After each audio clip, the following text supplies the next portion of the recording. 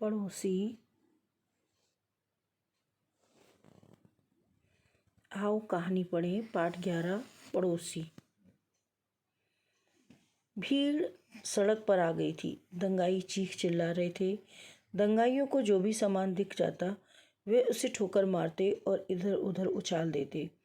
दंगाइयों में से एक आदमी चिल्लाया, आगे बढ़ो, आज हम इन सबको ख़त्म कर डालेंगे। वे इधर उधर घूम रहे थे। उन्हें खुद भी नहीं पता था कि वे क्या कर रहे हैं। लड़की ने ये आवाज़ें सुनी तो डर गई। आवाज़ें उसके घर की तरफ बढ़ रही थीं। वह जानती थी कि उसके दादाजी इतने बूढ़े हैं कि वे कुछ नहीं कर सकेंगे। उनके अलावा घर में और कोई आदमी नहीं था। उसका घर अन्य घरों के तरह साधारण सा एक मंजिल का बना था। बाहर बरामदा और छोटा सा लॉन था। लॉन में रंग बिरंगे फूलों की क्यारियां थीं। इन फूलों के बीज उसे पड़ोसी लड़के टूटू ने दिए थे। हफ्ते भर में बीजों से छोटे छोटे पौधे उगाए थे। कमरे में अंधेरा था। लड़की ने डरकर आंखें बंद कर लीं। वे प्रार्थना करने लगी। डर के मारे वे प्रार्थना के शब्द भी भूल गई। उसने दादाजी को पुकारा, दादाजी अब क्या कर होगा। बूढ़े दादा ने उसकी हथेलियों को अपने हाथों में भींच लिया। डरो मत बिटिया रानी, डरो मत, भगवान हमारी रक्षा करेंगे। वह पूरी तरह घबरा रही थी। उसे रोना आ रहा था। दादाजी उसे प्यार से थपथपाया और बोले, बेटी, ये दंगा करने वाले ना तो हमारे मोहल्ले के हैं ना हमारे शहर के। इस भीड़ को तो बहकाया गया। ये वे लोग हैं जिनके पास ना कोई रोजगार है और ना पैसा। इनका गुस्सा तो अपनी सरकार और समाज पर होता है, परंतु कुछ लोग अपने फायदे के लिए इन्हें बहका देते हैं। तभी तो ये लूटपाट करते हैं, आग लगाते हैं और मारकाट करते हैं। आज ये हमारे साथ कर रहे हैं, कल किसी और के साथ करेंगे। कहते हुए दादाजी ने लड़की को अपने पास खींच लिया और फिर मुंह पर उंगली रखकर कहा, बेटी रो मत और चुप रहो। हो सकता है वे हमारे घर में अंधेरा देखकर आगे बढ़ जाएं। दंगाइयों की आवाज़ें और पास आ गईं। अब तो हमारे घर के एकदम सामने थे। दादाजी, क्या मैं टूटू को बुला लूं? शायद वह हमारी कुछ सहायता कर सके। नहीं बिटिया नहीं, इस समय तुम एकदम चुप रहो। लड़की चुपचाप बैठ गई। उसने अपना चेहरा हाथों में छिपा लिया। वह अभी भी सिसक रही थी और धीरे धीरे भगवान से प्रार्थना कर रही थी। हे भगवान, उनसे कहो वे हमें छोड़कर आगे निकल जाए। हे भगवान, अगर ऐसा होगा तो आज के बाद न कभी झूठ बोलूँगी, न किसी से झगड़ा करूँगी, अच्छी लड़की बन जाऊँगी। भगवान जी दया करो, हमारी सहायता करो। लड़की को अपने पड़ोसी 18 साल के टूटू की बहुत याद आ रही थी। टूटू उसका दोस्त था। उसी ने उसे बीज बोना और पौधों की देखभाल करना सिखाया था। उसका मन हो रहा था कि टूटू को बुला ले, परंतु वह कैसे बुला सकती थी। घर के सामने दंगाई खड़े थे। दंगाई यानी दंगा करने वाले। दंगाइयों की भीड़ उसके सामने तक आ गई। किसी ने लात मारकर बाहर का गेट तोड़ दिया। अब वे उसकी क्यारियों और फूलों को रौंदते हुए आगे बढ़ रहे थे। उनके हाथों में लाठियां, बल्लम और कुल्हाड़े थे।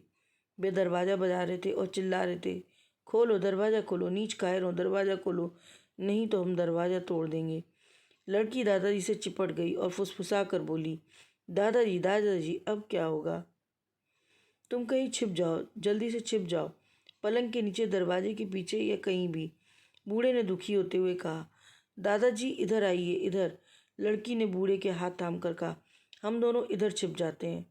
अंधेरे कमरे में कुछ भी नहीं सूझ रहा था। लड़की ने दादाजी को अलमारी और दीवार के बीच वाली जगह में खड़ा कर दिया और खुद भी उनके आगे सिमट कर खड़ी हो गई। उन दोनों के दिल की तेजी से धड़क रहे थे। उसने भगवान से एक बार फिर प्रार्थना की, हमारी सहायता करो भगवान, हम पर दया करो। तभी पीछे खड़े दादाजी को खांसी आ गई। कफ उनके गले में अटक गया। वे धीरे धीरे खंकारने लगे। नहीं दादाजी नहीं, इस समय मत खंकारिए। बूढ़े ने मुश्किल से खांसी को गले में ही रोक लिया। इतनी देर में दंगाइयों ने घर का दरवाज़ा तोड़ डाला। बाहर की बैठक में घुस गए। वे मेज कुर्सियां पटक रहे थे, खिड़कियों अलमारियों के शीशे तोड़ रहे थे और चिल्ला रहे थे, कहाँ है डरपोको, बाहर निकलो, जल्दी बाहर आओ। तभी इन आवाज़ों में तेज आवाज़ आई, साथियों तुम सब बाहर आ जाओ, मैं ढूंढता हूँ घर के लोग आखिर कहाँ छुपे हैं। लड़की ने दादाजी के कान में कहा, दादाजी ये तो टूटू की आवाज़ है, ऐसा कैसे हो सकता है? उसने आश्चर्य से कहा। वह सोच रही थी कि उसका पड़ोसी दोस्त टूटू दंगाइयों के साथ कैसे हो गया। उस दिन तो बड़े प्यार से कह रहा था, फूलों की राजकुमारी, तुम्हारे डहेलिया के फूल तो मेरे फूलों से भी बड़े हैं। मेरे पास कुछ स्नैपड्रैगन के पौधे, तुम लोगी क्या? और आज भी दंगाइयों के साथ हमें मारने आ रहा है? नहीं, ऐसा नहीं हो सकता। उसका मन ये सोचकर निराश होने लगा, क्या उसे बचाने वाला कोई नहीं। इस कमरे में ढूंढता हूँ, टूटू की आवाज़ आई। आखिर वे लोग छिप कहाँ गए? उसने दरवाजे पर ठोकर मारी। दरवाज़ा फटाक से खुल गया। टार्च की गोलाकार रोशनी दरवाजों में घूमने लगी। वे कमरे के बीचों बीच आ खड़ा हुआ। बाकी दंगाई बाहर के कमरों में थे। तभी अलमारी के पीछे दादाजी की खांसी का झटका लगा। उन्होंने हाथों से मुंह कस लिया। तभी टूटू ने आवाज़ की दिशा में टॉर्च घुमा दी। लड़की बुरी तरह घबरा गई कि अब वे दोनों पकड़ में आ ही गए। फिर उसने घिघियाकर पुकारा, टूटू टूटू।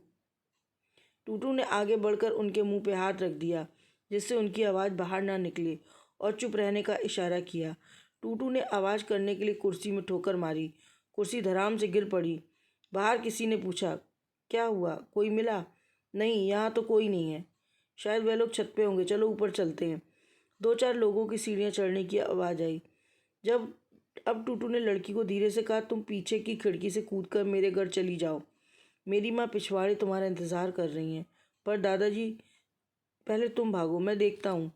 उसने अपने बाहों में पकड़कर लड़की को बाहर कुदा दिया। लड़की पतली गली से टूटू के घर की ओर दौड़ी। टूटू के घर पहुंचकर उसने दरवाज़ा थपथपाया। दरवाज़ा तो खुला ही था। दरवाजे के पीछे टूटू की माँ खड़ी थी। माँ ने हाथ पकड़कर लड़की को अंदर खींच लिया। फिर पूछा, तुम्हारे दादाजी कहाँ हैं? मुझे नहीं मालूम, शायद वह घर में है, कहकर रो पड़ी। टूटू की माँ उसके सिर पर हाथ फेरते हुए दिलासा दिया, चुप हो जाओ बेटी, रो नहीं, टूटू उन्हें बचा लाएगा। लड़की के घर में काफ़ी देर तक तोड़फोड़ होती रही। फिर सब शांत हो गया। रात काफ़ी हो रही थी। अंधेरे में हाथ को हाथ सुझाई नहीं दे रहा था। काफ़ी देर के इंतज़ार के बाद गली में पाँवों की आहट सुनाई दी। टूटू की माँ और लड़की दरवाजे की ओर दौड़े। उन्हें टूटू की आवाज़ सुनाई दे रही थी। टूटू कह रहा था, बस दादाजी, हम लोग घर तक आ ही पहुँचे। ईश्वर का धन्यवाद है कि आप दोनों हमारे साथ ठीक ठाक हैं। मेरे बेटे, ये सब तुम्हारे ही कारण हो सका। मैं तुम्हारा किस तरह धन्यवाद करूं मेरे बच्चे। आज मैं और मेरी पोती दोनों ही तुम्हारे कारण मौत के मुंह से बच निकले। कहते हुए दादाजी की आवाज़ भर्रा उठी। प्रश्नोत्तर। दादाजी दंगाइयों के बारे में लड़की को क्या बताया? दादाजी ने दंगाइयों के बारे में लड़की को बताया, बेटी, ये दंगा करने वाले ना तो हमारे मोहल्ले के हैं ना हमारे शहर के। इस भीड़ को तो बहकाया गया है। ये वे लोग हैं जिनके पास ना कोई रोजगार है ना पैसा। इनका गुस्सा तो अपनी सरकार और समाज पर होता है, परंतु कुछ लोग अपने फ़ायदे के लिए इन्हें बहका देते हैं। तभी तो ये लूटपाट करते हैं, आग लगाते हैं और मारकाट करते हैं। आज ये हमारे साथ कर रहे हैं, कल किसी और के साथ करेंगे। Page number 49, third paragraph. Question 2, दंगाइयों के आने पर लड़की ईश्वर से क्या प्रार्थना कर रही थी? ये भी पेज नंबर 49 पर है। दंगाइयों के आने पर लड़की ईश्वर से प्रार्थना कर रही थी, हे भगवान, उनसे कहो वे हमें छोड़कर आगे निकल जाए। हे भगवान, अगर ऐसा होगा तो मैं आज के बाद ना तो कभी झूठ बोलूँगी, ना किसी से झगड़ा करूँगी, अच्छी लड़की बन जाऊँगी। भगवान जी दया करो, हमारी सहायता करो।